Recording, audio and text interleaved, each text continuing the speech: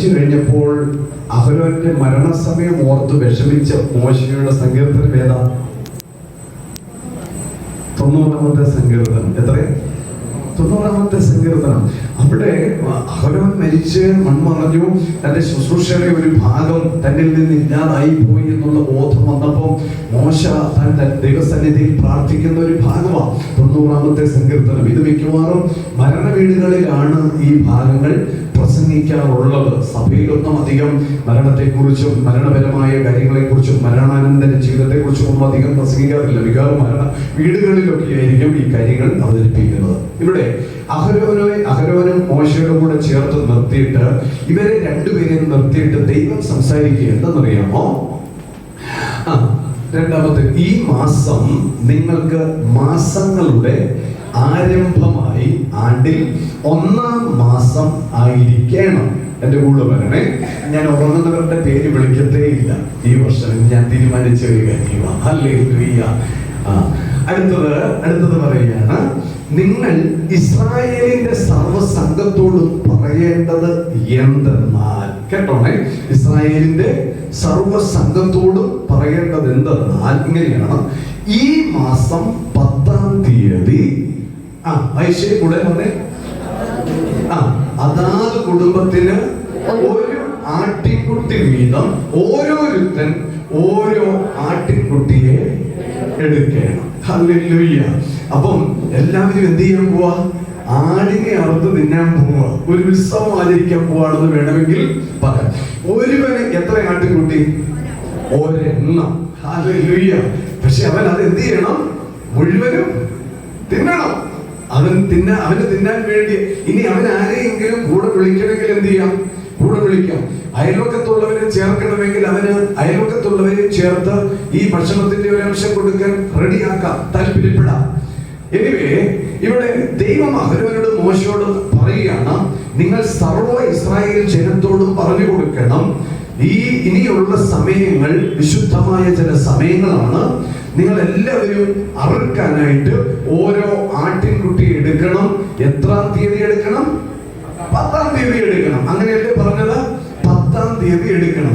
ഇനി അടുത്തത് പറഞ്ഞു താഴോട്ടുണ്ട്, ഈ മാസം 10-ാം തീയതി അതാത് കുടുംബത്തിന് ഒരു ആട്ടിൻകുട്ടി വീതം ഓരോരുത്തൻ ഓരോ ആട്ടിൻകുട്ടിയെ എടുക്കണം. എന്റെ കൂടെ വരണം. അടുത്തത്, ആട്ടിൻകുട്ടിയെ തിന്നുവാൻ വീട്ടിലുള്ളവർ പോരാ എങ്കിൽ, അടുത്തത്, ആളുകളുടെ എണ്ണത്തിനൊത്തവണ്ണം അവനും അവന്റെ വീടിനടുത്തുള്ള അയൽക്കാരനും കൂടി അതിനെ എടുക്കണം. എന്നിട്ട് ഓരോരുത്തരും തിന്നുന്നതിനൊത്തവണ്ണം കണക്ക് നോക്കി നിങ്ങൾ ആട്ടിൻകുട്ടിയെ എടുക്കണം. ഇതിന്റെയൊക്കെ ഈ കണക്ക് പറയുന്നതിന്റെ കാരണം എന്നാ ചോദിച്ചാൽ, ഇത് മിച്ചം വരുത്തരുത്. ഈ ആടിനെ അറുത്തിട്ട് നിങ്ങൾ എന്ത് ചെയ്തേക്കരുത്?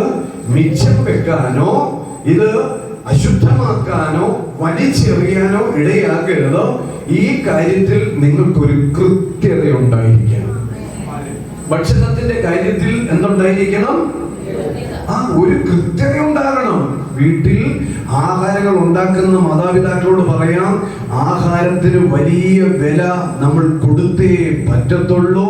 പക്ഷെ ഞാൻ പറയാം, നമുക്ക് ആന്ധ്രയിലോ മറ്റെവിടെയെങ്കിലും ആണ് നമുക്ക് കഴിക്കാനുള്ള അരി വിളയുന്നതെങ്കിൽ അത് നട്ടതിന്റെ പിന്നിലും കൊയ്തതിന്റെ പിന്നിലും അധ്വാനിച്ച പല കരങ്ങളുണ്ട്. നമുക്ക് തോന്നിയവാസം ചെയ്യാനുള്ളതല്ല ആഹാരം. ഹല്ലേലൂയ. ഇവിടെ വ്യക്തമായി നമ്മുടെ ജീവിതത്തിൽ കുറച്ചുകൂടെ ബെറ്ററായിട്ട് നമുക്ക് പോകാനുള്ള ചില മാർഗനിർദ്ദേശങ്ങളുടെ ഇതിനകത്ത് ഒരുക്കിയിട്ടുണ്ട്. നിങ്ങളുടെ വീട്ടിലെ ആഹാരങ്ങൾ നിങ്ങൾ എന്ത് ചെയ്തേക്കരുത്? ഉപയോഗശൂന്യമാക്കി കളയരുത്. ഹല്ലേലൂയ. പിടികിട്ടുന്നുണ്ടോ? ഇവിടെ ഈ കാര്യം ഓർമ്മിപ്പിച്ചതിന് ശേഷം നിങ്ങൾക്ക് പറ്റത്തില്ലെങ്കിൽ അടുത്ത വീട്ടിൽ നാളെ കൊണ്ടുപോവാ, അവരെ കഴിപ്പിക്ക്. വെറുതെ അത് പൂപ്പലും പിടിച്ചു വായലും പിടിച്ചു വെറുതെ പെറുക്കി കളയാൻ വേണ്ടിയാണെങ്കിൽ എന്ത് വെക്കരുത്? ഇത് ചുമ്മാ ഉണ്ടാക്കി സൂക്ഷിക്കരുത്. ഞാൻ ആ വിഷയം വിടുകയാണ്. ഇവിടെ 10-ാം തീയതി എന്നുള്ള ഒരു ഡേറ്റ് പറഞ്ഞിട്ട് ഇവിടെ പറയുക, 10-ാം തീയതി വേണം ഇതിനെ നിങ്ങൾ ഒരുക്കി നിർത്താനായിട്ട്. ഹല്ലേലൂയ. ഇനി താഴോട്ട് വരുമ്പോൾ പറയുകയാണ്, ഓരോരുത്തൻ ആട്ടിൻകുട്ടി എങ്ങനെയായിരിക്കണം? ഊനമില്ലാത്തതായിരിക്കണം. ഹല്ലേലൂയ. ഊനമില്ലാത്തത് ഒന്ന് പറഞ്ഞേ. അതായത് ഓഫറിംഗ് ബാഗ് വരുമ്പോൾ കീറിയത് ദയവ് ചെയ്തിടരുത്. ഇതൊക്കെ കാര്യമാ. ഒട്ടിച്ചതിടരുത്. പിടികിട്ടോ? കർത്താവിന്റെ വേല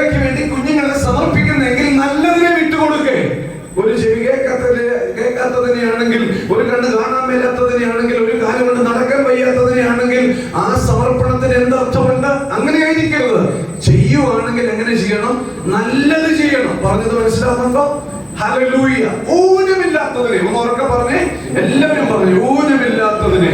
അടുത്തത് പറയുകയാണ്, ഈ ആട്ടിൻകുട്ടി ഊനമില്ലാത്തതായിരിക്കണം, 1 വയസ്സ് പ്രായമുള്ള ആട്ടിൻകുട്ടി ആയിരിക്കണം. കേട്ടോ, നിയമം കണ്ടോ? അടുത്തത് പറയുകയാണ്, അത് ചെമ്മരിയാടോ കോലാടോ ആകാം, പക്ഷെ ആടായാൽ മതി. അടുത്തത് താഴോട്ട് വന്നേ, ഈ മാസം 14-ാം തീയതി വരെ അതിനെ എന്ത് ചെയ്യണം? അപ്പൊ എത്ര ദിവസം നമ്മൾ അതിനെ വാച്ച് ചെയ്യണം? 10-ാം തീയതി കിട്ടിയാൽ 11, 12, 13, 14, 4 ദിവസം ഇതിനെ കുളിപ്പിച്ച് വൃത്തിയാക്കി നല്ല ഫുഡൊക്കെ കൊടുത്ത് ഇതിനെ എന്ത് ചെയ്യണം? സൂക്ഷിക്കണം. അങ്ങനെയല്ലേ പറഞ്ഞത്? ഇതിനെ 14-ാം തീയതി വരെ സൂക്ഷിക്കണം. അടുത്തത് താഴോട്ട്,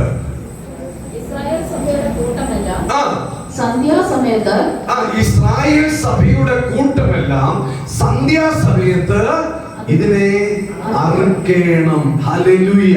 എപ്പോഴാണ് അറുക്കേണ്ടത്?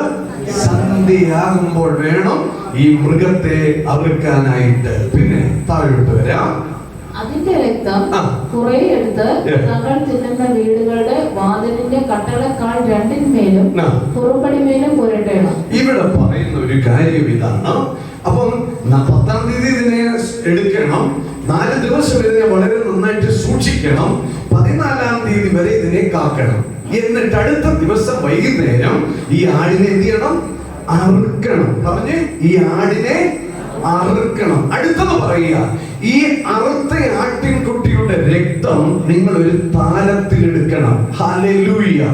താലത്തിൽ എടുത്തിട്ട് അതിലേക്ക് നിങ്ങളുടെ കൈ മുക്കി, നിങ്ങളുടെ കൈപ്പത്തിയിൽ പറ്റുന്ന ഈ രക്തം നിങ്ങൾ പാർക്കുന്ന വീടിന്റെ കട്ടളക്കാലിന്മേലും അതിന്റെ കുറുമ്പടിമേലും നിങ്ങൾ മുദ്ര ചെയ്യണം. ഹല്ലേലൂയ. എന്തിനാണെന്ന് ചോദിച്ചാൽ, ഈ പറഞ്ഞ പരിഹാര ശുശ്രൂഷ ചെയ്താൽ ഈ ലോകത്തെ നശിപ്പിക്കാൻ പ്രത്യേകാൽ ദൈവത്തിന്റെ വീണ്ടെടുപ്പുള്ള ദൈവത്തിന്റെ രക്തത്താൽ വചനത്താൽ വീണ്ടെടുക്കപ്പെട്ട ദൈവത്തിന്റെ സഭയെ മുടിക്കുവാൻ, ദൈവസഭയെ നശിപ്പിക്കുവാൻ, ദൈവജനത്തെ തകർക്കുവാൻ, ഉന്മൂലനാശം ചെയ്യുവാൻ, മുച്ചോട് മുടിക്കുവാൻ ശ്രമിക്കുന്ന ഒരു അധികാര ശക്തി ഈ ദേശത്ത് വ്യാപരിക്കുന്നുണ്ട്. ഈ ദേശത്ത് വ്യാപരിക്കുന്ന ദുർഘട ശക്തികൾ ഒരു കാരണവശാലും നിന്റെ തലമുറയുടെ മേലോ, നിന്റെ കുടുംബത്തിന്റെ മേലോ, നിങ്ങളുടെ കുഞ്ഞുങ്ങളുടെ മേലോ, നിന്റെ ഭവനത്തെയോ അവകാശമാക്കാതിരിക്കുവാൻ, നിന്റെ ഭവനത്തെ പ്രൊട്ടക്ട് ചെയ്യുവാൻ ഈ കുഞ്ഞാടിന്റെ രക്തം കാട്ടളക്കാലിന്മേലും കുറുമ്പടിമേലും നീ മുദ്ര ചെയ്യണം. ഹല്ലേലൂയ. ഹല്ലേലൂയ. നമ്മള് സ്നാനത്തിനൊക്കെ പോകുമ്പോൾ പാട്ട് പാടാറുണ്ട്. രക്തം കൊണ്ട് മുദ്രയിലൊക്കെ വിടപ്പെട്ട ജനം ഒന്നിച്ച് കാഹളങ്ങൾ ഊതിടുമ്പോൾ ഭൂതനം എന്ത് ചെയ്യും? വിറയ്ക്കും. യേശു കർത്താവിന്റെ രക്തത്തിന്റെ വില ചെറുതല്ല, അത് ഭയങ്കരമാണ്. 1 കൊരിന്ത്യർ ലേഖനത്തിലേക്ക് വരുമ്പോൾ അതിന്റെ 5-ാം അധ്യായം 6-7 വാക്യങ്ങൾ ശബ്ദമുയർത്തി വേഗം പടപടാമെന്ന് വായിച്ചേ. 1 കൊരിന്ത്യർ ലേഖനം 5-ാം അധ്യായം അതിന്റെ 6-7 വാക്യങ്ങൾ. നിങ്ങളുടെ പ്രശംസ നന്നല്ല, അസാരം പുളിമാവ് പിണ്ടത്തെ മുഴുവനും പുളിപ്പിക്കുന്നു എന്നറിയുന്നുവല്ലോ. അടുത്തത്, നിങ്ങൾ ഇതിന് ഭയങ്കര അർത്ഥമുണ്ട്, പറഞ്ഞു വരാം. ഇത് വരുന്നുണ്ട്, എന്റെ മെസ്സേജിനകത്ത് കയറി വരുന്നുണ്ട്. നിങ്ങൾ പുളിപ്പില്ലാത്തവരായിരിക്കാൻ തക്കവണ്ണം പുതിയ പിണ്ടമാകേണ്ടതിന് പഴയ പുളിമാവിനെ നിങ്ങൾ എന്ത് ചെയ്യണം? നീക്കിക്കളയണം. എന്നിട്ട് പറയുക, നമ്മുടെ പെസഹ കുഞ്ഞാടും എന്ത് ചെയ്തിട്ടുണ്ട്? അറക്കപ്പെട്ടിരിക്കുന്നു. ഇവിടെ അഹരോനോടും മോശയോടും ദൈവം സംസാരിച്ചു. സകല ഇസ്രായേൽ ജനത്തോടും പോയി പറയണം, നിങ്ങൾ 10-ാം തീയതി ഒരു ആടിനെ എടുത്ത് സൂക്ഷിക്കണം. 14-ാം തീയതി വരെ അതിനെ സൂക്ഷിച്ചിട്ട് 4 ദിവസം അതിനെ സൂക്ഷിച്ചിട്ട് വൈകുന്നേരം സമയം അതിനെ അറക്കണം. അതിനെ അറക്കുക മാത്രമല്ല, ആ അറക്കപ്പെട്ട കുഞ്ഞാടിന്റെ രക്തം നിങ്ങൾ എടുത്തെന്ത് ചെയ്യണം? നിങ്ങളുടെ ഭവനത്തിന്റെ കട്ടളക്കാൽമേലും കുറിയ പടിമേലും മുദ്ര ചെയ്യണം. ഇവിടെ ആ ഇസ്രായേൽ ജനത്തിന്റെ വിടുതലിന് വേണ്ടി അറുക്കപ്പെട്ട കുഞ്ഞാടെന്ന് പറയുന്നത് പുതിയ നിയമത്തിൽ കൊരിന്ത്യ സഭയിൽ അപ്പോസ്തലനായ പൗലോസ് വ്യക്തമായി നമ്മളോട് അറിയിക്കുക,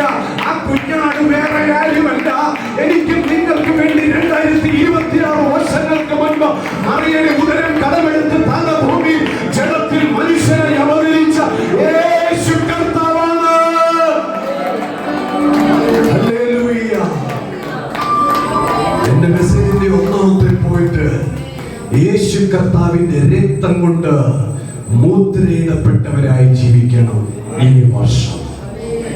മുദ്രയിടപ്പെട്ടു എങ്കിൽ ശരിയാ, നല്ല കാര്യം, മുദ്രയിടപ്പെട്ടു.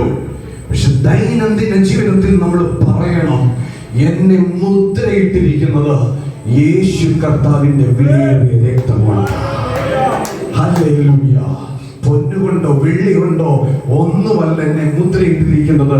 അപ്പോസ്തല പ്രവൃത്തിയിൽ 1-ാം അധ്യായം 8-ാമത്തെ അപ്പോസ്തല പ്രവൃത്തിയിൽ, ഞാൻ വാക്യം പെട്ടെന്ന് ഓർക്കുന്നില്ല, നിങ്ങളോ അന്ധകാരത്തിൽ നിന്ന് തന്റെ അത്ഭുത പ്രകാശത്തിലേക്ക് വിളിച്ചിരിക്കുന്നവന്റെ സൽഗുണങ്ങളെ ഘോഷിപ്പത്തക്കവണ്ണം വ്യർത്ഥവും പിതൃപാരമ്പര്യമായി നിങ്ങളുടെ നടപ്പിൽ നിന്ന്, അല്ലെ, വ്യർത്ഥവും പിതൃപാരമ്പര്യമായി നിങ്ങളുടെ നടപ്പിൽ നിന്ന് നിങ്ങളെ വീണ്ടെടുത്തിരിക്കുന്നത് വെള്ളി, പൊന്ന് മുതലായ അഴിഞ്ഞു പോകുന്ന വസ്തുക്കളെ കൊണ്ടല്ല, പിന്നെയോ കാൽവരിക്രൂശിൽ നമുക്ക് വേണ്ടി ഇറക്കപ്പെട്ട കുഞ്ഞാടിന്റെ രക്തം കൊണ്ട് അത്രേ നമ്മളെ തമ്പുരാൻ വില കൊടുത്തു വാങ്ങിയത്.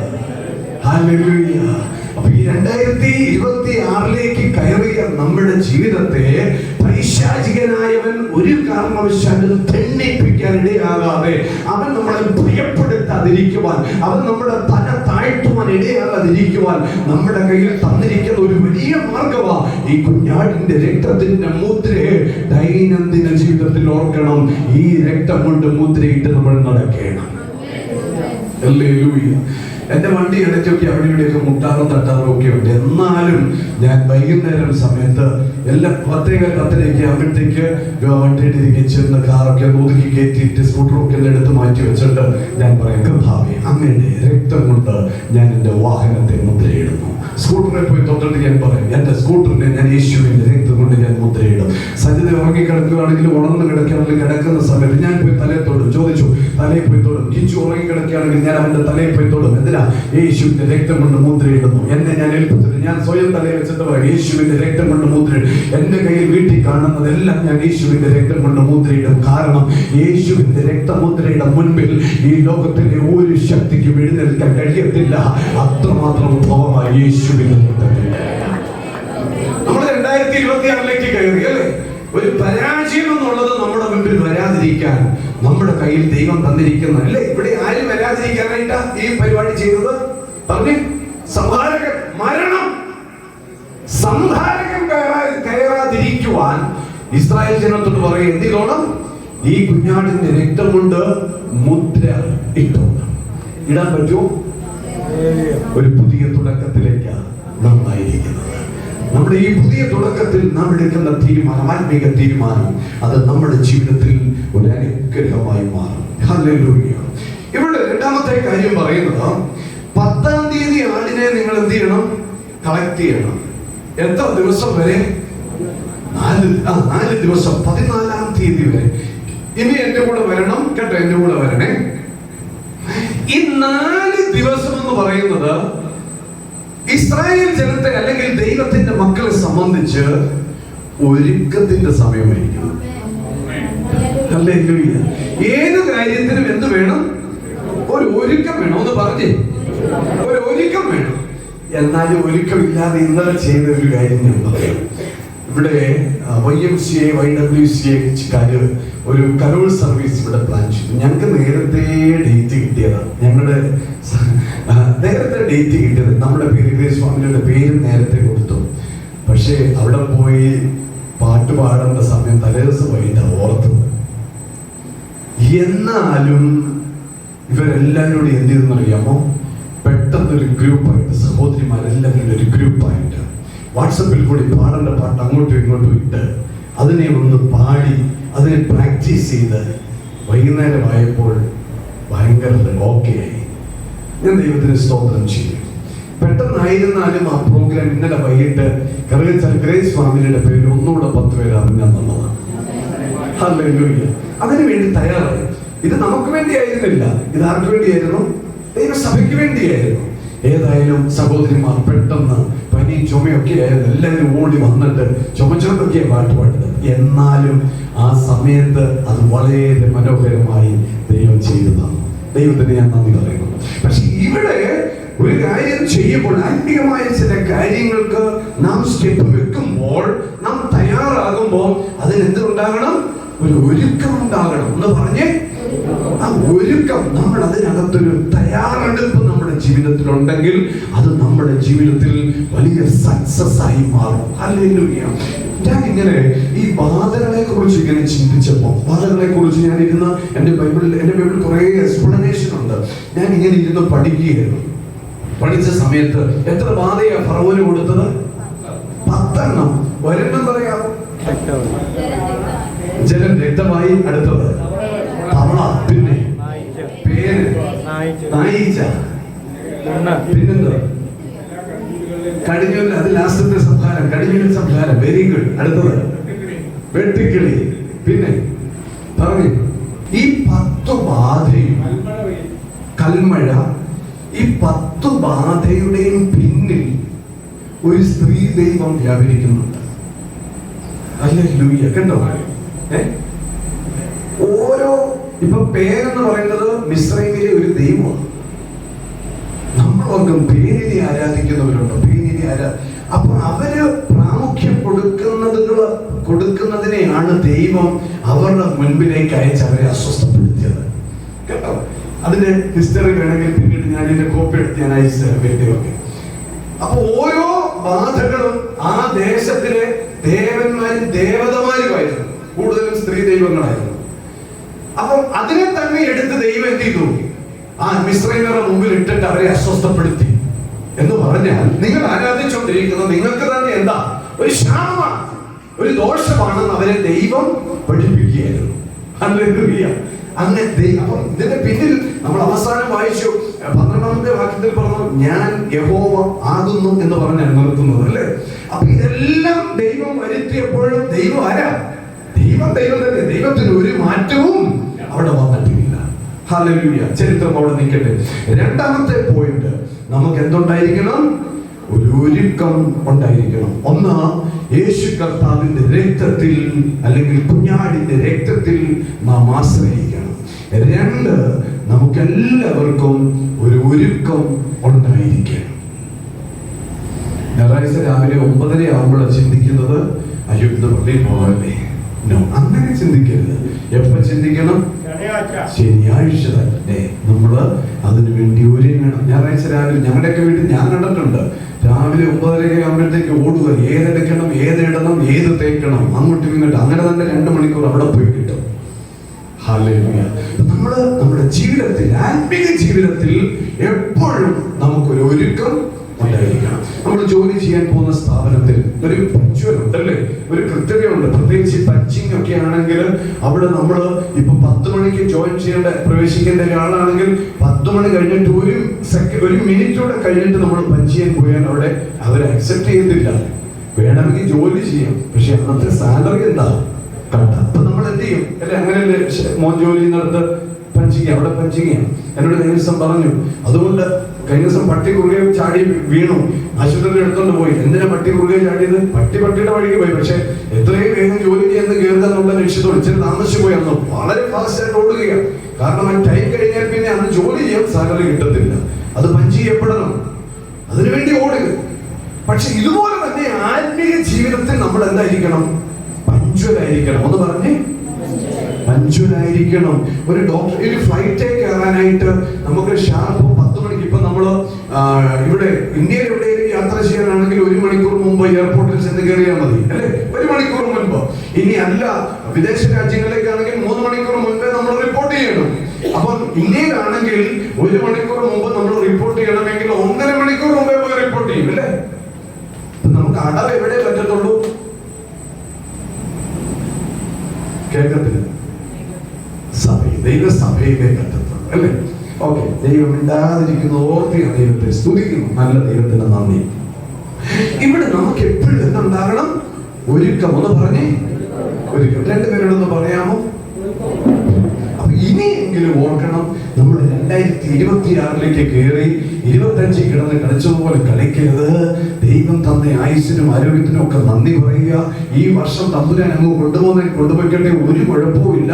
പക്ഷേ ഇവിടെ നമ്മൾ ജീവിക്കുമ്പോൾ എപ്പോഴും ഒരു സ്പിരിച്വൽ ഒരുക്കം എൻ്റെ ജീവിതത്തിൽ ഉണ്ടാകും എന്നുള്ള ഉത്തമ ബോധ്യം നമ്മളെ ഭരിക്കാൻ ഇടയാകട്ടെ. ഹല്ലേലൂയ. അതല്ലേ ഇസ്രായേൽ മക്കളെ ഇവിടെ പഠിപ്പിച്ചത്? എത്ര ദിവസം കാത്തിരിക്കണം അതിനു വേണ്ടി? 4 ദിവസം ആ ഒരുക്കത്തിന്റെ സമയത്തെ അവിടെ കാണിക്കുക. അടുത്തത് പറയുന്ന ഒരു കാര്യം, അതിന്റെ 8ാമത്തെ വാക്യം ഒന്ന് വായിക്കാമോ? 12:8 മോളെ. പുറപ്പാട് പുസ്തകം 12:8. വായിക്കാൻ തരുമോ? അന്ന് രാത്രി അവർ തീയിൽ ചുട്ട കൽമേലും കുറിയപടിമേലും മുദ്ര ചെയ്തു, ഭവനത്തെ പ്രൊട്ടക്ട് ചെയ്തു, അല്ലേ? എന്നിട്ട് ഈ മൃഗത്തിന്റെ ശരീരം എടുത്ത് മാംസം എടുത്തിട്ട് എന്ത് ചെയ്യണം? ചുടണം. ചുട്ട് അതിൽ ചേർക്കാൻ പറ്റുന്ന, നമ്മൾ ചുടുക എന്ന് പറയുമ്പോൾ ചുമ്മാ ചുട്ട് കഴിക്കുക, എല്ലാത്തിനും കുറച്ചുകൂടെ ടേസ്റ്റ് ഒക്കെ ആയി വരുത്തിയിട്ടായിരിക്കാം. മേ ബി അൽഫാം എന്ന് വേണമെങ്കിൽ പച്ചയ്ക്ക് അങ്ങ് പറയാം, കുഴപ്പമൊന്നുമില്ലല്ലോ. അപ്പൊ ഇത് എങ്ങനെ കഴിക്കണം? നീറ്റായിട്ട് തന്നെ കഴിക്കണം, ചുമ്മാ വലിച്ചുവലി കഴിക്കരുത്. ഇവിടെ അന്ന് രാത്രിയിൽ അവർ തീയിൽ ചുട്ടതായ ആ മാംസം, ഒന്ന് പുളിപ്പില്ലാത്ത അപ്പവും ആ കൂട്ടത്തിൽ എന്ത് ചെയ്യണം? തിന്നണം. എന്തുകൂടെ കൂട്ടി തിന്നണം? പുളിപ്പില്ലാത്ത അപ്പത്തിന്റെ കൂടെ ഒരു കാര്യം കൂടി ഓർമ്മിപ്പിക്കുന്നുണ്ട്, കയ്പ് ചീര, അല്ലേ? നിങ്ങളൊന്ന് ആലോചിച്ച് നോക്കിയേ, ഇതെന്തോ ഒരു മറിമായോ ദൈവം സംസാരിക്കുന്നത്. ഇത്രയും ടേസ്റ്റ് ഉള്ള അൽഫാം നമ്മുടെ മുൻപിൽ വന്നിരിക്കുക, ഇത് വളരെ സന്തോഷത്തോടെ തിന്ന് തൃപ്തിപ്പെട്ട് വീട്ടിൽ പോകാനിരിക്കെ ദൈവം ഇങ്ങോട്ട് വന്നിട്ട് പറയുകയാണ്, ഈ മാംസം നിങ്ങൾ ചുട്ട ടേസ്റ്റ് ഉള്ള ആടിന്റെ, അല്ലേ? ആട്ട് ബിരിയാണി 2 പ്രാവശ്യം വാങ്ങിക്കത്തില്ലേ നിങ്ങള്? ഞാൻ വാങ്ങിക്കത്തില്ലേ? ചിക്കൻ ബിരിയാണി അത്ര 2ാം ട്രിപ്പ് വാങ്ങിക്കുമെന്ന് എനിക്ക് തോന്നുന്നില്ല. പക്ഷെ ആട്ട് ബിരിയാണി നമ്മൾ എന്ത് ചെയ്യും? ഒന്നോട് വാങ്ങിക്കാൻ പറ്റുമെങ്കിൽ, ഇനി ആരും കണ്ടില്ലെങ്കിൽ. ഈ നല്ല ടേസ്റ്റ് ഉള്ള ഈ ഇറച്ചി കനലിൽ ചുട്ട് വെച്ചിരിക്കുക. പക്ഷെ ഇത് എങ്ങനെ തിന്നണമെന്ന് ദൈവം പറഞ്ഞത്? കയ്പ് ചീരയോടും കൂടെ ഇത് കഴിക്കണം. എന്തിനാ ഇത്രയും ടേസ്റ്റ് ഉള്ള ഭക്ഷണത്തിന്റെ കൂടെ കയ്പും കൂടെ കഴിക്കേണ്ടത്? ഹല്ലേലൂയ. ദൈവമക്കളെ, നമ്മുടെ ജീവിതത്തിൽ നാം വന്ന വഴികളിൽ നാം പല വിധത്തിലുള്ള കഷ്ടതകൾ അനുഭവിച്ചവരാ, പല വിധത്തിലുള്ള യാതന അനുഭവിച്ചവരാ. പല സമയങ്ങളിൽ മഴ പെയ്യുന്ന സമയങ്ങളിൽ ചോർച്ച നികത്താൻ നമ്മൾ തത്രപ്പാട് പെട്ടവരാ. ചില സമയങ്ങളിൽ ഒരു വസ്ത്രത്തിന് മറു വസ്ത്രം ഒന്ന് മാറി ഉടുക്കാൻ കൊതിച്ചവരാ. ആണോ ഇല്ലയോ? ഒരു നേരം നല്ല ആഹാരം കഴിക്കാൻ കൊതിച്ചവരാ. പക്ഷെ ഇപ്പോൾ ദൈവം ഒരുക്കിയ ഈ സുഭിക്ഷമായ നന്മ ഞാൻ അനുഭവിക്കാൻ തയ്യാറാകുമ്പോൾ, ഇന്നലകളിൽ എന്റെ ജീവിതത്തിൽ ഞാൻ എങ്ങനെയായിരുന്നു എന്നോട് ചിന്തിക്കുന്നത് ഒരുപക്ഷെ എനിക്കും നിങ്ങൾക്കും നല്ലതാണ്. കിട്ടുന്നുണ്ടോ?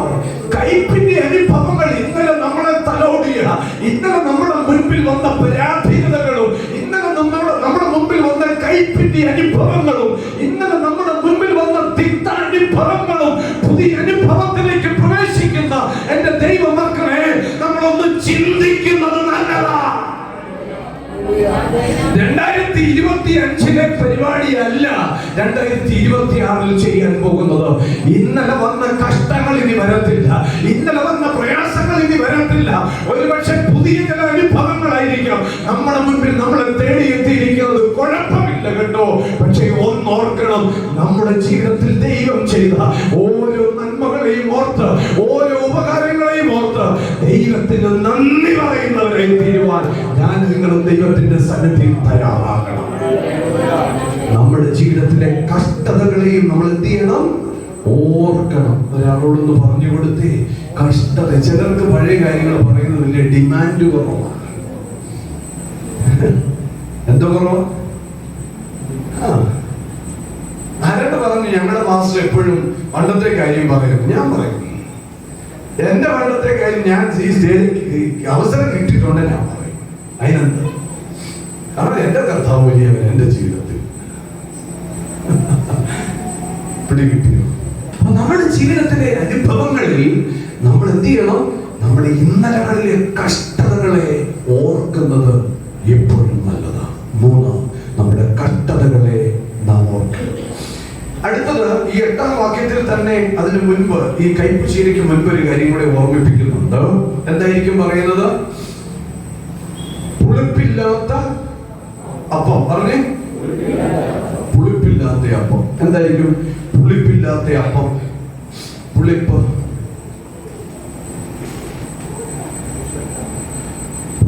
പറഞ്ഞ എന്തായിരിക്കും പുളിപ്പ്?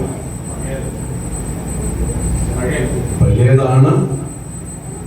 പുളിപ്പെന്ന് പറയുന്നത് എപ്പോഴും അസ്വസ്ഥത ഉണ്ടാക്കുന്ന കുറച്ച് കാര്യങ്ങൾ കേട്ടോ, കേടുവരുത്തുന്നത്, പ്രശ്നം ഉണ്ടാക്കുന്നത്. 2025 ഒത്തിരി സ്വഭാവങ്ങളെ മാറ്റണേ എന്ന് 31-ാം തീയതി നമ്മൾ പ്രാർത്ഥിച്ചു. ഞാൻ പ്രാർത്ഥിച്ചു. എനിക്ക് കുറച്ച് സ്വഭാവ ദൂഷ്യങ്ങളുണ്ട്, അതല്ല ഞാൻ പറഞ്ഞു. ഞാൻ ദൈവത്തോട് അതൊന്നും വരരുത്. ഞാൻ ഇങ്ങനെ ചിന്തിച്ച ഒരു കാര്യം, 2026 കർത്താവേ ആരെയും കുറ്റം പറയാൻ കഴിയാതെ ഞാനത് പ്രാക്ടീസ് ചെയ്തുകൊണ്ടിരിക്കുക. കഴിവതും കുറ്റം പറയാതെ ജീവിക്കാൻ എന്നെ സഹായിക്കുന്നത് ഞാനിങ്ങനെ പ്രാർത്ഥിച്ച ഒരു കാര്യം. രണ്ടാമത് ഞാൻ തീരുമാനിച്ച ഒരു കാര്യം, 2026 എപ്പോഴും നല്ല ഡ്രസ്സ് ധരിച്ച് ജീവിക്കണം. ഞാൻ ആഗ്രഹിച്ച ഒരു കാര്യമാണ്. നല്ല എല്ലാം കുഴപ്പമുണ്ടോ? ഡ്രസ്സ് നല്ലതായിട്ട് വീട്ടിലാണെങ്കിലും നല്ല ഡ്രസ്സ് ധരിച്ച് ജീവിക്കണം. ഞാൻ ഒത്തിരി അങ്ങനെ കുറച്ച് തീരുമാനമെടുത്തു. കാരണം എന്നാ, നമുക്കൊന്നും ഇല്ലെങ്കിലും നമ്മുടെ ഇല്ലായ്മ ഡ്രസ്സിൽ ആരും എന്ത് ചെയ്യരുത്, അറിയരുത്. ഇവിടെ ഈ പുളിമാവെന്ന് പറയുന്നത്, പുളിപ്പെന്ന് പറയുന്നത് നമ്മുടെ ജീവിതത്തിൽ ഉണ്ടാകരുത് എന്ന് വ്യക്തമായി ദൈവം ഓർമ്മിപ്പിക്കുന്നു. ഒരു പുളിമാവിന്റെ പേര് പുതിയ നിയമത്തിൽ നിന്ന് എടുത്ത് ഞാൻ പറയാം, കേൾക്കാൻ ആഗ്രഹമുണ്ടോ? ഒരു പുളിമാവ്. ഒന്നാമത്തെ പുളിമാവ് കപടഭക്തി. പറഞ്ഞേ. അപ്പൊ ഈ പുളിമാവിനകത്ത് ഒത്തിരി കാര്യങ്ങൾ കേട്ടിട്ടുണ്ട്. അതിൽ ഒരെണ്ണമാണ് കപടഭക്തി. ഇത് ഈ ആത്മീയ ശുശ്രൂഷയിൽ നമുക്ക് വേണ്ട. പറഞ്ഞേ, കപട ഭക്തി. രണ്ടാമത്തെ പുളിമാവ് ദുഷ്ടത. പറഞ്ഞേ, ദുഷ്ടത. ദുഷ്ടത പ്രവർത്തിക്കുന്ന പരിപാടി പുതിയ വർഷത്തിൽ നമുക്ക് വേണ്ട. ഹല്ലേലൂയ. അടുത്ത പുളിമാവ് തെറ്റായ ഉപദേശം. പറഞ്ഞേ, തെറ്റായ ഉപദേശം, തെറ്റായ ആലോചന, തെറ്റായ കാര്യങ്ങൾ പഠിപ്പിച്ച് മനുഷ്യരെ വശീകരിക്കുന്നത്. ഇതൊന്നും നമ്മുടെ ജീവിതത്തിൽ ഉണ്ടാകരുത്. പുളിപ്പിൻ്റെതായ യാതൊരു അനുഭവങ്ങളും നമുക്ക് വേണ്ടേ വേണ്ട. എത്ര പേർക്ക് സന്തോഷമുണ്ട്? നമ്മൾ 2026 വന്നിരിക്കുക അല്ലെ? ഒരു പുതിയ വർഷത്തിലേക്ക് നമ്മൾ ഇന്നായിരിക്കുന്നത്. ഈ 2026 പുതിയ വർഷത്തിലേക്ക് നമ്മൾ വന്നെങ്കിൽ 2025 നമ്മുടെ ജീവിതത്തിൽ വന്ന മടി ഈ വർഷവും കൊണ്ടുപോവാണെങ്കിലും നമുക്കൊരു കുറച്ചുകൂടി ഊർജം വേണ്ടേ? കുറച്ചുകൂടെ നമ്മുടെ ജീവിതത്തിൽ വ്യത്യാസം വേണ്ടേ? ഇത് ആത്മീയ വ്യത്യാസം വേണ്ടേ? ഈ ആത്മീയ വ്യത്യാസം നമ്മൾ കൊണ്ടുവരണമെങ്കിൽ ഇങ്ങനെയുള്ള കാര്യങ്ങളെ കുറിച്ച് വ്യക്തമായി നാം പഠിച്ചേ മതിയാകത്തുള്ളൂ. തെറ്റായ കപടഭക്തി, ദുഷ്ടത, തെറ്റായ ഉപദേശങ്ങൾ, അങ്ങനെയുള്ള ഒത്തിരി പുളിപ്പുള്ള സാധനങ്ങളുണ്ട്. ഇതിനെ അതാണ് നമ്മുടെ വീട്ടിൽ ഒരു ദൈവദാസൻ വരുമ്പോൾ അത് ശരിയാവണ്ണമുള്ള കാര്യമാണോ പറയുന്നത് എന്നുള്ളതൊക്കെ നമ്മൾ എന്ത് ചെയ്യണം? നമ്മൾ വിവേചിക്കണം. പ്രാർത്ഥിക്കുന്നതിനൊന്നും അവസരം കൊടുക്കുന്നതിനൊന്നും കുഴപ്പമൊന്നുമില്ല, ഒരു ഗ്ലാസ് കാപ്പി കൊടുക്കുന്നതിനും കുഴപ്പമില്ല. പക്ഷെ ചിലർ വന്നിട്ട് ആവശ്യമില്ലാത്ത രീതിയിൽ വന്ന് നമ്മളെ മറ്റൊരു രീതിയിലേക്ക്, നമ്മുടെ ചിന്തകളെ മനസ്സിലെയൊക്കെ നമ്മളെ ഡൈവേർട്ട് ചെയ്യാനായിട്ട് വരുന്നവരാണെങ്കിൽ നമ്മൾ എന്ത് ചെയ്യണം? മനസ്സിലാക്കണം. നമ്മൾ ഒത്തിരി സൂക്ഷിക്കണം. ഓക്കെ, 11-ാമത്തെ വാക്യത്തിലേക്ക് വരാം. 11-ാമത്തെ വാക്യം ഞാൻ ഇവിടെ കൊണ്ട് അവസാനിപ്പിക്കുക.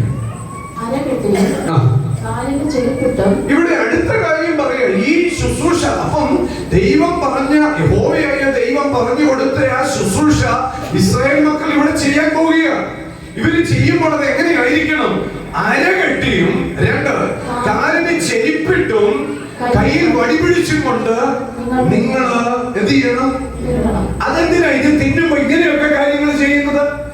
ഈ ആടിന്റെ ശരീരം നല്ല കനലിൽ വെച്ച് വെന്ത് ചുട്ടെടുത്ത ഈ മാംസം ഇസ്രായേൽ മക്കൾ കഴിക്കുമ്പോൾ എന്തിനു വേണ്ടിയാ ഇങ്ങനെയുള്ള കാര്യങ്ങൾ? ഒന്ന്, അരകെട്ടം. ചുമ്മാ വീട്ടിൽ അങ്ങിരുന്ന ഒരു ഫ്രീ ഡ്രസ്സും ഒക്കെ ധരിച്ചോണ്ട് അങ്ങിരുന്ന് കഴിച്ചാൽ പോലെ. ഈ ശുശ്രൂഷയുടെ പിന്നിൽ സർവശക്തനായ ദൈവത്തിന് തന്റെ ജനത്തെ കുറിച്ച് ഒരു ഉദ്ദേശമുണ്ട്. ഇവിടെ കിട്ടുന്നുണ്ടോ? അപ്പൊ തന്റെ ജനത്തെ കുറിച്ച് ഉദ്ദേശമുണ്ട്. എന്താണ് ദൈവത്തിന്റെ ഉദ്ദേശം? 430 മിസ്രൈമിൽ കിടന്ന് നീ ഫറവോന്റെ കുടുംബത്തിന് വേണ്ടി നീ അധ്വാനിച്ചു, മിസ്രൈമിലേക്ക് വേണ്ടി അധ്വാനിച്ചു, നീ പെടാപ്പാട് പെട്ടു, കഷ്ടപ്പാട് സഹിച്ചു, വേദന സഹിച്ചു, അടിമപ്പണി ചെയ്തു. പക്ഷെ നിന്നെ വിടുവിക്കേണ്ട സമയം ഇതാ നിന്റെ മുൻപിൽ എത്തിക്കഴിഞ്ഞിരിക്കുകയാണ്. ഹല്ലേലൂയ. നമ്മുടെ തൊട്ടു മുൻപിൽ മിസ്രൈമിൽ നിന്ന് കടന്നു പോകുവാൻ, സ്വന്തം നാട്ടിലേക്ക് പോകുവാൻ, ഇസ്രായേലിലേക്ക് പോകുവാൻ നിനക്കൊരു വഴി തുറന്നിട്ടുണ്ട്. ആ വഴി യാത്ര സുരക്ഷിതമായിരിക്കുവാൻ, ആ വഴി തോൽവിയുണ്ടാകാതിരിക്കുവാൻ, ആ വഴി നിന്റെ ജീവിതത്തിൽ ഒരധികാരമായിരിക്കുവാൻ ഇതാ ദൈവത്തിന്റെ ആത്മാവ് പറയുക, നീ അരകട്ടെ, കാലിന് ചെരിപ്പിട്, കയ്യിൽ വടി പിടിക്കുക. ഹല്ലേലൂയ. എഫേസ്യ ലേഖനം 6-ാം അധ്യായം പഠിച്ചാൽ ഇതുമായി എന്ത് ബന്ധമാണെന്നറിയാമോ? സത്യം കൊണ്ട് എന്ത് ചെയ്യണം? അരമുറുക്കണം, നീതി എന്ന കവചം ധരിക്കണം, അല്ലേ? വാളും പരിചയം എല്ലാം ഉണ്ട് അതിനകത്ത്. തയ്യാറെടുപ്പ്. 2025 മുറുക്കാതിരുന്നതെല്ലാം മുറുക്കി മുമ്പോട്ട് പോകാൻ തയ്യാറാണ്. അതിന്റെ മുറുക്കെ ചിന്താഗതികൾ മാറ്റേ. എന്നെ കൊണ്ട് പറ്റത്തില്ലെന്ന് പറയരുത്, പറ്റൂന്ന് പറ. ഞാൻ കൊള്ളരുതാത്തവരല്ല, ഞാൻ കൊള്ളുന്നവനാന്ന് പറ. മറ്റുള്ളവർ അവനെ എന്നെ ഏൽപ്പിക്കണോ, അവനെ കൊണ്ട് പറ്റുമെന്ന് പറ. ഹല്ലേലൂയ. മറ്റുള്ളവരെ നമ്മൾ എന്ത് ചെയ്യണം? എൻകറേജ് ചെയ്യുന്നവരായി, വളർത്തുന്നവരായി, ശുശ്രൂഷയിലേക്ക് കൊണ്ടുവരുന്നവരായി നമുക്ക് മാറണം. നമ്മുടെ മിനിസ്ട്രിയിൽ കൊണ്ടുപോകാം. ഡീക്കന്മാരായിട്ട് ആരെങ്കിലും സെലക്ട് ചെയ്യാൻ പറ്റുമോ? ചെയ്യ്. നിങ്ങൾ അരകെട്ടിയും കാലിൽ ചെരിപ്പിട്ടും കയ്യിൽ വടി പിടിച്ചോണ്ടും വേണം എന്ത് ചെയ്യാൻ? ഈ കുഞ്ഞാടിന്റെ ശരീരം, ഈ മാംസം തിന്നാൻ. ഇത് മാത്രമല്ല, ദൈവം സംസാരിക്കുന്ന കാര്യം കേട്ടോണം. എന്താ ചെയ്യേണ്ടത്? അടുത്തത് നിങ്ങൾ എങ്ങനെ തിന്നണം? തമാശ പറഞ്ഞുകൊണ്ടും ഫോണെ തോണ്ടിക്കൊണ്ടും ആവശ്യമില്ലാത്ത സിനിമ കണ്ടുകൊണ്ടും ഒക്കെ ഈ പരിപാടിക്ക് ഇറങ്ങിയിരിക്കരുത്. ലക്ഷ്യം കർത്താവിന്റെ വേലയായി. ഹല്ലേലൂയ. നിങ്ങൾ കണ്ടിട്ടില്ലേ, ഒരു ഹോട്ടലിൽ ചെന്നാൽ ഫുഡിനല്ല നോട്ടം, പിന്നെ എവിടെ നോട്ടം? പിന്നെ മന്തി അല്ലാത്തതും എല്ലാം ഉണ്ട്, ഇതെല്ലാം ഇരുന്ന് കഴിക്കുന്നുണ്ട്. എനിക്കതിൽ ഇന്നത്തെ തലമുറ ടേസ്റ്റ് അനുഭവിക്കുന്നുണ്ടെന്ന് എനിക്ക് തോന്നുന്നില്ല. ഫുഡിന്റെ ടേസ്റ്റ് അല്ലേ? 10 പേര് ഒന്നിച്ച്, 3 ഫ്രണ്ട്സ് ഒന്നിച്ച് പോയി ഫുഡ് കഴിക്കും. 10 വേണ്ട, 3 പേര്. ഈ 3 പേരും പരസ്പരം മിണ്ടുന്നില്ല. 3 എണ്ണത്തിന്റെ കയ്യിലും ഫോണായിരിക്കും. ഇവരിതെ നോക്കിയിട്ടാ അല്ലേ?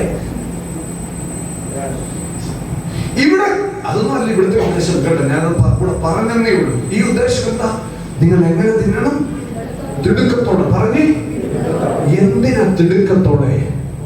തിടുക്കത്തോടെ ഇറങ്ങണമെന്ന് പറഞ്ഞാൽ ആ സെക്കൻഡിൽ എന്ത് ചെയ്തോണം? കാരണം വാക്കു മാറുന്ന ഒരുവൻ അപ്പുറത്തുണ്ട്. അവൻ 8-10 പ്രാവശ്യം വാക്ക് മാറ്റി. ഒന്നാമത്തെ ബാധ വരുത്തി, ഇച്ചിരി കഴിഞ്ഞപ്പോൾ വാക്ക് മാറ്റി. രണ്ടാമത്തെ കാര്യം ചെയ്തു, വീണ്ടും വാക്ക് മാറ്റി. ഇസ്രായേൽ ജനത്തിന്റെ മുമ്പോട്ടുള്ള വാതിലുകൾ ഈ ഫറവോൻ പല വിധത്തിൽ അടച്ചടച്ച് കളയായിരുന്നു. ഇതായി അവസാനം വന്നിരിക്കുന്നത് കടിഞ്ഞൂൽ സംഹാരമാ. കടിഞ്ഞൂൽ ഓരോ ആൺകുഞ്ഞുങ്ങളും, ആദ്യത്തെ തലമുറയിലെ ആദ്യത്തെ ആൺകുഞ്ഞുങ്ങളൊക്കെ മരിച്ചു വീഴുമെന്നുള്ള പ്രഖ്യാപനമാണ് അത് നടന്നുകൊണ്ടിരിക്കുക. ഫറവോന്റെ ഹൃദയം കഠിനപ്പെട്ട ഹൃദയം ഒരല്പം മയപ്പെടാൻ തുടങ്ങി. ഇസ്രായേലിൽ നിങ്ങൾ പൊയ്ക്കോ എന്ന് പറയുന്ന ഒരു വാക്ക് ഫറവോന്റെ നാവിൽ നിന്ന് വരാൻ പോവുക. ഇത് ദൈവം തന്നെ പറയിപ്പിക്കാൻ പോവുക. ആ ഒരു വാക്ക് പറയുമ്പോൾ പോകാൻ തയ്യാറല്ലെങ്കിൽ നീ ഇവിടെ വീഴും. യേശു കർത്താവിന്റെ രണ്ടാമത്തെ വരവെങ്കിൽ ഇവിടെ എണ്ണയും തീയും വിളക്കും ഒന്നുമായിട്ടല്ല ഇരിക്കുന്നതെങ്കിൽ വരവിൽ പോകത്തില്ല. എനിക്കും നിങ്ങൾക്കും ഒരു ഒരുക്കം ഉണ്ടാകണം. ഇവിടെ മിസ്രൈമി അടിമത്തത്തിൽ നിന്ന് പുറപ്പെടാനുള്ള സമയമാണെന്ന് ദൈവം ഓർമ്മിപ്പിക്കുക. പുറപ്പെടാനുള്ള സമയം മുൻപിലുണ്ട്. വാതിലുകൾ തുറക്കപ്പെടാൻ പോവുക. അതുകൊണ്ട് നീ അരമുറുക്കിയിട്ടുണ്ടോ? നിന്റെ കയ്യിൽ വടിയുണ്ടോ? നീ ചെരിപ്പിട്ടിട്ടുണ്ടോ? ഇത് തയ്യാറായിക്കോ? ഒരു വാതിൽ തുറക്കപ്പെടുന്നു, ഒരു വഴി തുറക്കപ്പെടുന്നു. തയ്യാറാകേ. Oh Jesus Lord, Jesus. ശരിയല്ലേ? 10 കന്യകമാര് യേശു കർത്താവിന്റെ വരവിൽ അല്ലെങ്കിൽ മണവാളന്റെ വരവിൽ ഒരുങ്ങുകയാണ്. അവരൊരുങ്ങി തയ്യാറായി. അവരെല്ലാ സാമഗ്രികളും എടുത്തു. പക്ഷെ 5 പേരുടെ കയ്യിൽ എണ്ണയില്ല. വെള്ളത്തോണ്ട് തിരിയുണ്ട്, തീയുണ്ട്, എല്ലാ കാര്യങ്ങളും ഉണ്ട്. പക്ഷെ 5 എണ്ണത്തിന്റെ കയ്യിൽ എന്തില്ല?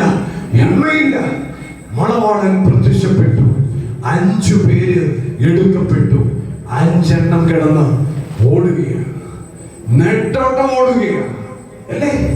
പുതിയ നിയമവും ഈ ഭാഗവും തമ്മിൽ എത്ര ബന്ധം ഞാൻ ഓർക്കുകയാണ്. ഇവിടെ യേശുവിന്റെ വരവിൽ അല്ലെങ്കിൽ മണവാളന്റെ വരവിൽ 5 കന്യകമാർ എടുക്കപ്പെട്ടു. 5 എണ്ണം ഇവിടെ കിടന്നോടിയതുപോലെ ഇവിടെ കിടന്ന് വേദന അനുഭവിക്കാൻ അല്ല ദൈവമക്കളെ നമ്മളെ തമ്പുരാൻ വിളിച്ചത്. നമ്മുടെ ഈ ആത്മ മണവാളന്റെ കൂടെ ജീവിക്കാൻ വേണ്ടി. കാലമേറെ ചെല്ലും മുൻപേ കാഹളം നാം കേട്ടിടും, കാന്തൻ വരാറായി നാമും പോകാറായി. ഒരുങ്ങിയിട്ടുണ്ടോ? തയ്യാറായിട്ടുണ്ടോ? 2026 ആത്മമണവാളന്റെ കൂടെ എടുക്കപ്പെടുമെന്നുള്ള പാട്ടൊന്നെടുത്തു. ആത്മമണവാളന്റെ കൂടെ എടുക്കപ്പെടുവാനായിട്ട് തയ്യാറായി നിൽക്കാൻ എത്ര പേരുണ്ട് ഇന്ന് പകൽ ഇവിടെ? അവർക്കായി ഞാൻ എന്റെ ദൈവത്തെ സ്തുതിക്കുന്നു. ദൈവമക്കളെ, ഇന്ന് പകൽ ദൈവത്തിന്റെ ആത്മാവ് നമ്മളോട് സംസാരിച്ചിരിക്കുന്നത് നമുക്കൊരു ഉത്തരവാദിത്വം ഉണ്ട് കേട്ടോ. ഇവിടെ ചുമ്മാ ഇരിക്കാൻ വേണ്ടിയല്ല, അരമുറുക്കാനായിട്ടുണ്ട്, കയ്യിൽ വടിയെടുക്കാനായിട്ടുണ്ട്, കാലിൽ ചെരുപ്പിടാനായിട്ടുണ്ട്. എന്താ? ഒരിക്കലും ഫറവോന്റെ അടിമത്തത്തിൽ കിടന്ന് നരകയാതന അനുഭവിക്കാൻ എന്റെ തമ്പുരാൻ നമ്മളെ കൊണ്ട് ആഗ്രഹിക്കുന്നില്ല. കാഹളത്തൊരിക്കൽ മരിച്ചവൻ അക്ഷയരായി തീർക്കും. പിന്നെ ജീവനോട് ശേഷിക്കുന്ന നാം ഓരോരുത്തരും യേശു കർത്താവിന്റെ വരവിൽ എടുക്കപ്പെടും.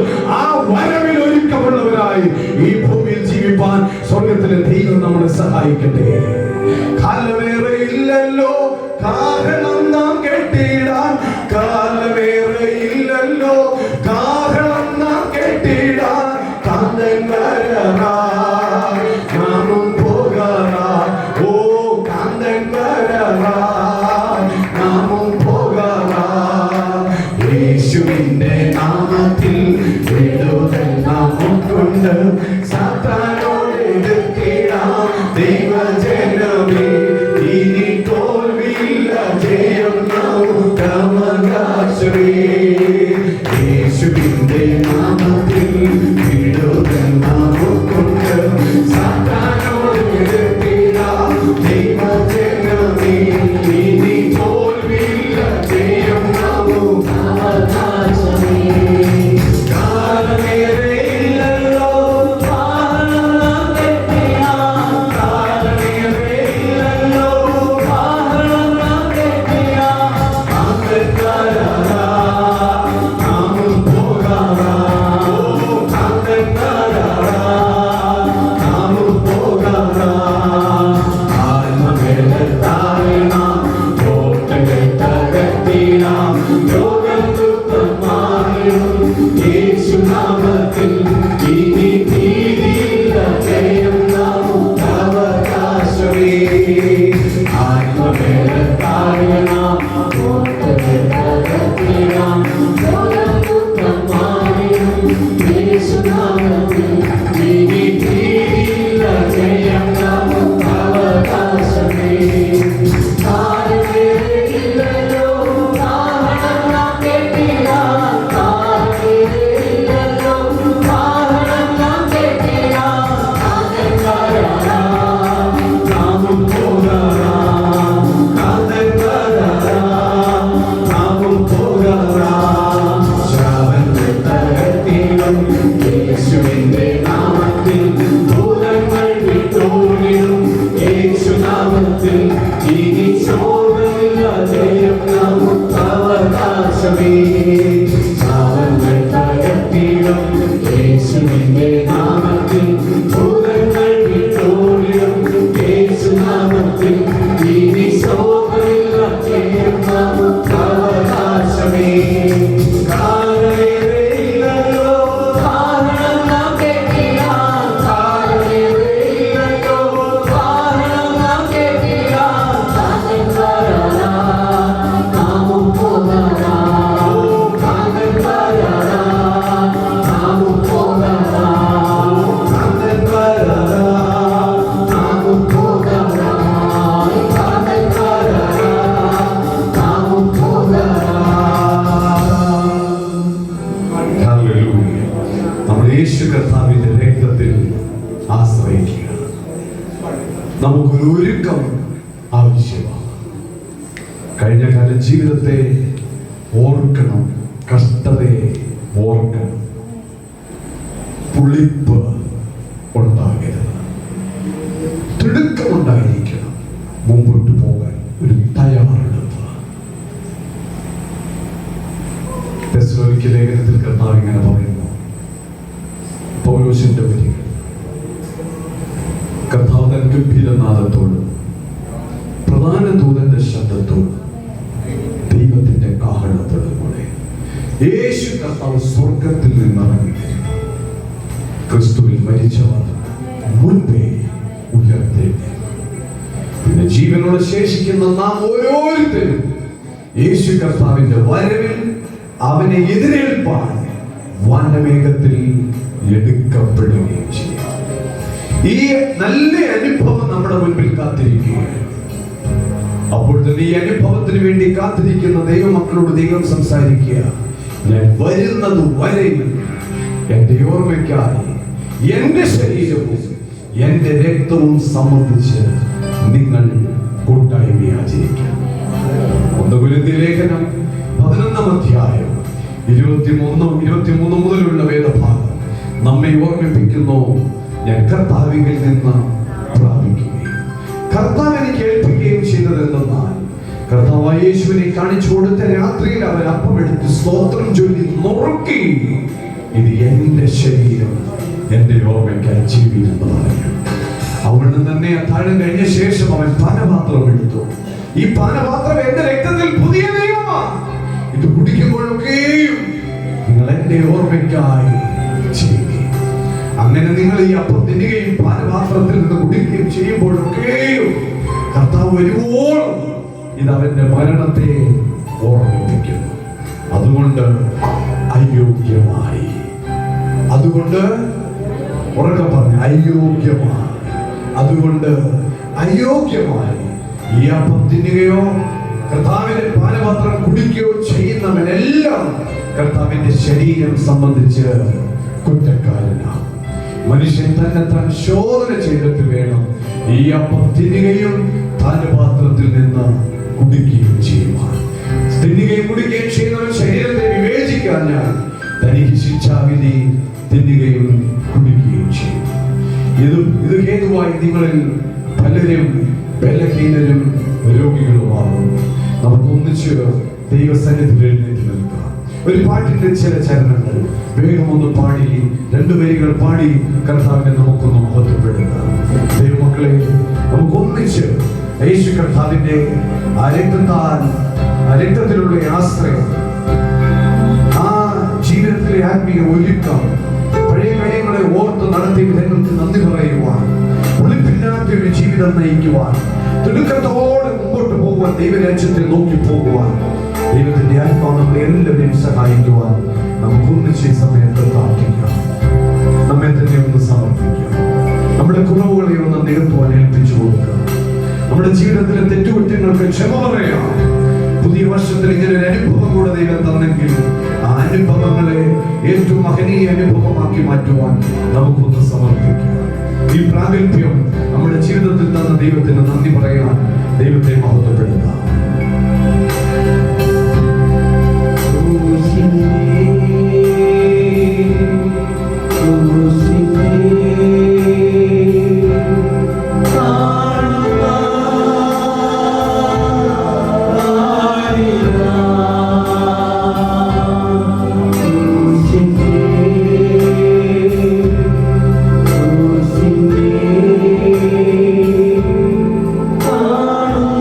Ah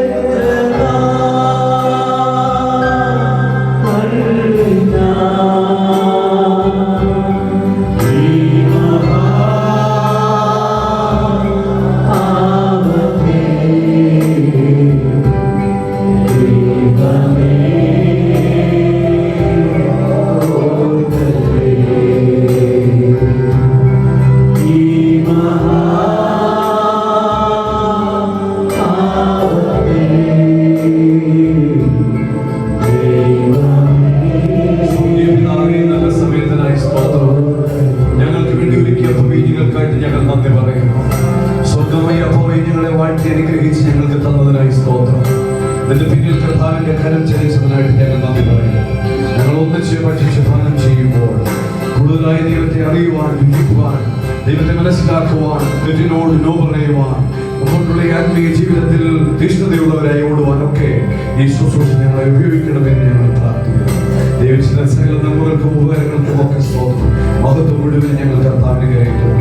യേശുവിന്റെ മഹത്വമുള്ള നാമത്തിൽ തന്നെ അവൻ കർത്താവായ യേശുവിനെ കാണിച്ചു കൊടുത്ത രാത്രിയിൽ അവൻ അപ്പം എടുത്ത് സ്തോത്രം ചൊല്ലി, സ്തോത്രം സ്തോത്രം സ്തോത്രം, ഇത് എന്റെ ശരീരമാകുന്നു, എന്റെ ഓർമ്മയ്ക്കായി ചെയ്യുവിൻ എന്ന് പറഞ്ഞു. അവിടെ തന്നെ യേശു അത്താഴം കഴിഞ്ഞ ശേഷം പാനപാത്രം എടുത്തു. ഈ പാനപാത്രം എന്റെ രക്തത്തിൽ പുതിയ നിയമമാകുന്നു, ഇത് കുടിക്കുമ്പോഴൊക്കെയും എന്റെ ഓർമ്മയ്ക്കായി ചെയ്യുവിൻ എന്ന് പറഞ്ഞു.